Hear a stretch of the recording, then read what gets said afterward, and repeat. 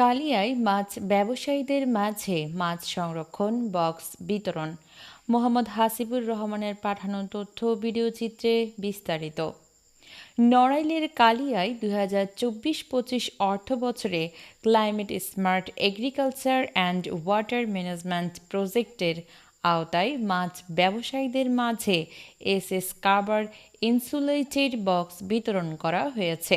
বৃহস্পতিবার দুপুর 12টায় উপজেলা মৎস্য অফিসের বাস্তবায়নে কালিয়া উপজেলার 40 জন মাছ ব্যবসায়ীদের মাঝে এ উপকরণ বিতরণ করা হয়। উপজেলা মৎস্য কর্মকর্তা আবু রায়হানের সঞ্চালনায় ও উপজেলা নির্বাহী কর্মকর্তা মোহাম্মদ রাশেদুল ইসলামের সভাপতিত্বে উপস্থিত ছিলেন উপজেলা কৃষি কর্মকর্তা ইভা মল্লিক, জনস্বাস্থ্য প্রকৌশলী খালিদ হাসান উসমানী ও প্রাণী সম্পদ কর্মকর্তা আব্দুল মুমিন প্রমুখ।